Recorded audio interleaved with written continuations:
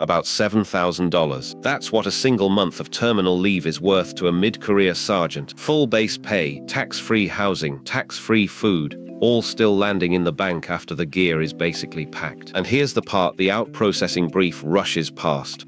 For those same weeks, you're allowed to start your civilian job and collect that paycheck too. 2 incomes, 1 calendar. There's a right way to run it, and a quiet way that costs you thousands. This is Erica, and think of your leave balance like a savings account the military has been quietly funding roughly 2.5 days for every month you serve. When you separate, you finally cash it out. There are exactly 2 ways to do that, and they don't pay the same. Kai here. So which one actually puts more money in your pocket? That's the whole game, and most people guess wrong. Lever 1, take the leave as time, terminal leave, and stay on the payroll with everything pay and both allowances right up to your separation date. Lever 2, sell it back for cash, which sounds simpler until you read how it's valued and how it's taxed. Same days of leave, very different checks. Yeah, and there's a hard ceiling almost nobody hears until it's too late. Straight from Military One source, you can sell back a maximum of 60 days of leave over your entire career. Not per enlistment, per career. Spend some now and you've spent part of a number you only get once. So let me put the question the way it actually lands in every separation group online. Should I sell my leave or take terminal leave? Short version, if you've got a civilian job lined up that overlaps, terminal leave almost always wins because you get paid twice and keep your tax-free allowances. The long version is the rest of this video. Careful with almost. That word is carrying weight, and we'll earn it. One housekeeping note before the money.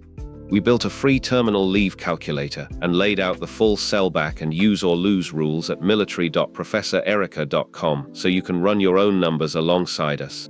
And keep one eye on that last line, the calendar that quietly erases leave you sit on too long.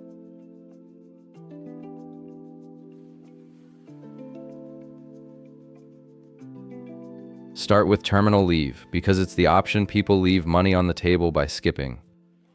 You don't cash the leave in. You spend it as days at the very end. And the whole time you're on that leave, you are still an active duty service member on full pay. Your base pay keeps coming, and so do both allowances, the housing one and the food one. Those 2 are non-taxable, so $1 of allowance is worth more than $1 of taxed base pay. Nothing gets sold, nothing gets shrunk.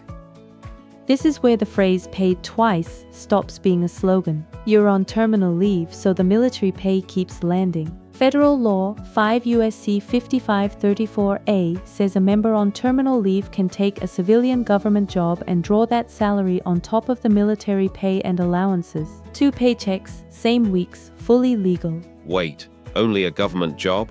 The statute names the federal case in black and white, which is why we lead with it. A private sector job during terminal leave is generally fine too because you haven't separated yet, you're simply on leave. If your civilian offer lets you start early, terminal leave turns your last military weeks into a second salary you'd otherwise never see. Here's the honest side-by-side. Take terminal leave and you keep full base pay to your end date, both allowances stay tax-free, and you can draw a civilian paycheck on top. The only catch, your command approves the dates. Sell it back, and yes, cash even with no time off, but it's base pay only, 22% comes off the top, and it burns your career sell-back cap. One catch, and it's the practical one. Terminal leave is not a right.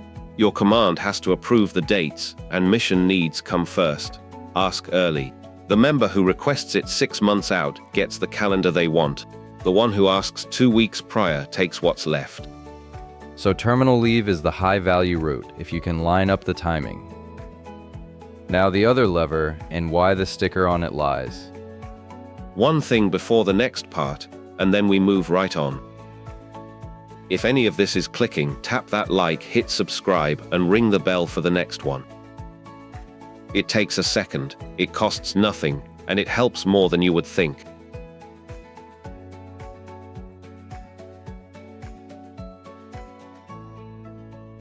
Selling back leave is the simple-looking option.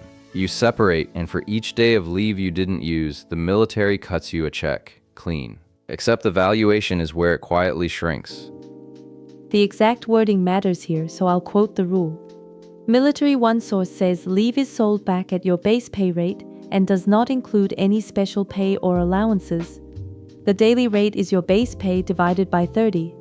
So the housing and food money that terminal leave would have kept flowing? On a sellback, it simply is not in the formula. There's a second cut right behind it. A lump sum leave payment is a supplemental wage, so the IRS flat rate applies. 22% is withheld for federal tax off the top before it ever reaches your account, plus state tax if your state charges it. Let me put a real number on it. Picture Marcus, an Army staff sergeant with about $4,500 a month in base pay, selling 30 days of leave on the way out. 1 month of base pay, $4,500, is the whole starting figure. No housing, no food allowance added on. That's the base pay only rule doing its work. Then the tax bite, and Marcus's $4,500 sale really lands around $3,500. Compare that to taking those same 30 days as terminal leave, where he'd keep the $4,500 in base pay plus roughly $2,500 more in tax-free housing and food, and could be drawing a civilian check besides. Same 30 days, nearly double the value.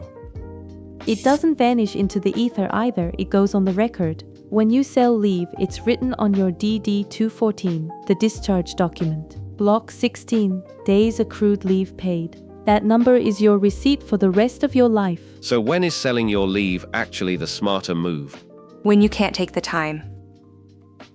If your civilian job needs you Monday and there's no overlap to exploit, terminal leave you can't use is worth nothing to you, and selling turns it into real cash. That's the honest case for selling, and it's a good one.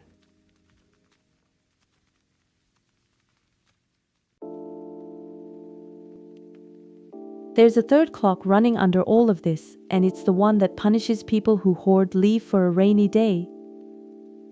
It's called use or lose, and it has a hard date. Think of your leave balance as a bucket with a rim at 60 days. You pour in about 2.5 days a month. Anything above that rim at the end of the fiscal year, September 30th, pours over the edge and is gone.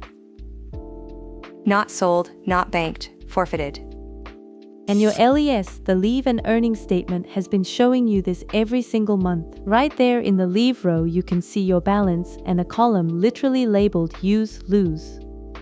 Notice base pay, housing, and food are listed as separate lines, which is the whole reason selling at base pay only leaves 2 of them behind.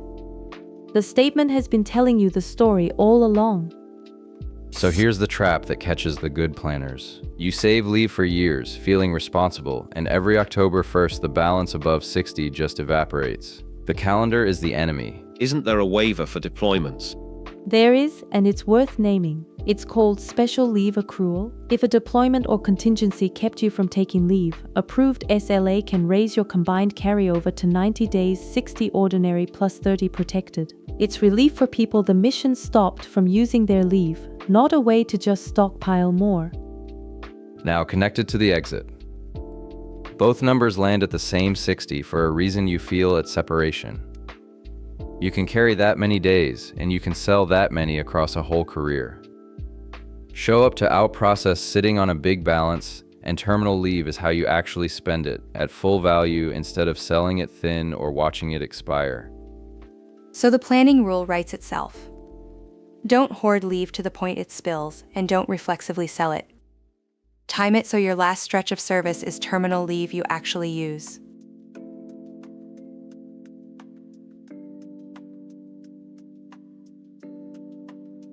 Two chairs, one decision every separating member faces. Erica says take the leave. Kai says sometimes you sell. I'll moderate, and there's a real trap in the middle of this one. Erica, open. Take it as terminal leave, and it isn't close when the timing works. The same 30 days is worth roughly $7,000 in continuing pay and tax-free allowances, versus about $3,500 sold and taxed. That's your money nearly doubling for doing nothing but choosing the smarter box.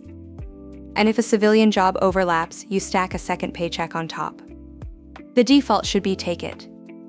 And what if there's no overlap to stack? You keep saying if the timing works. For a lot of people it doesn't. You separate on a Friday, your civilian job needs you the next Monday, no gap to fill with leave. Now your choice isn't 7,000 versus 3,500. It's 3,500 in cash versus zero, because unused terminal leave you can't schedule is worth nothing to you. Hold there. Kai, is that most people or the exception? Honestly, the exception. Most separating members can negotiate a start date and build in overlap if they plan early. So I'll concede the frame. Terminal leave is the better deal for the majority.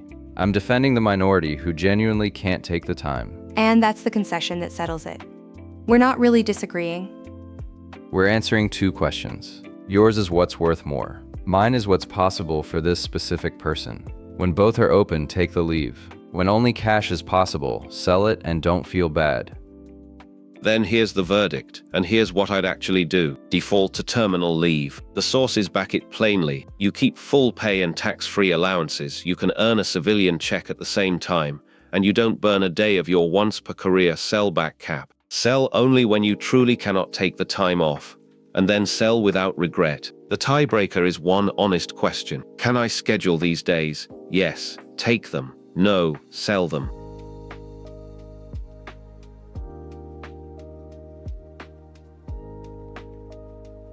Whichever way you go, a few things decide whether the plan holds up on out-processing day.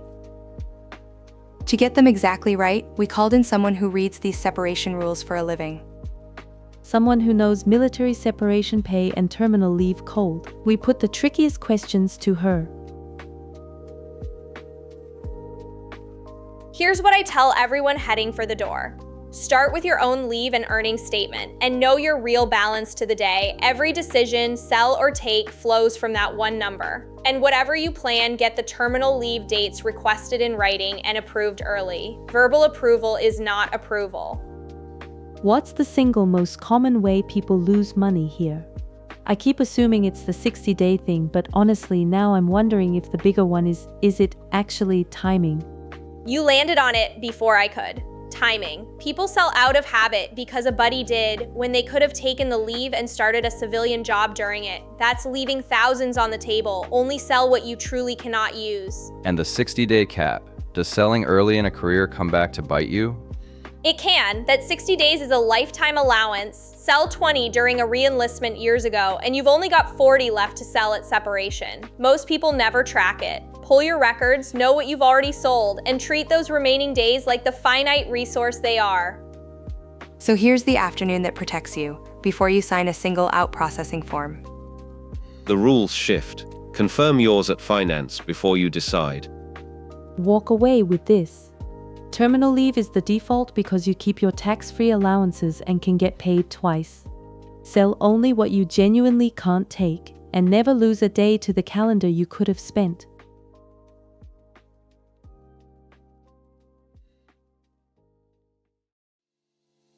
Quick landing. Terminal leave keeps your full pay and your tax-free housing and food allowances running to your separation date, and you can legally earn a civilian paycheck at the same time. Selling back is base pay only, taxed about 22%, capped at 60 days across your whole career. The move for you tonight takes 10 minutes. Pull up your latest LES and read the leave row. Know your balance, know your use-lose date, and know how many sellback days you have left of the 60. Every good decision here starts from that one number. And run the comparison before you decide, not after. Terminal leave value against the after-tax sellback, side by side. When the days can be scheduled, taking them nearly always wins. Next time we break down the full separation pay timeline, and a couple of the deadlines genuinely surprised me. Get the dates in writing and get them approved early. On this one, paper beats a promise every time. If this saved you from selling leave you should have taken, hit like. It helps the next person out processing find it. Subscribe, and we keep these pay and leave rules current every year because they do change, and the one we honestly can't settle for everyone. If your job starts the Monday after you separate, would you fight for a later start date to take terminal leave, or just sell it and move on? Tell us below. The fundamentals never change. Everything else is just fashion. Take care. That was tight, Lewis. 9 out of 10 and a slightly threatened host. This is Professor Erica. Thanks for watching and signing off.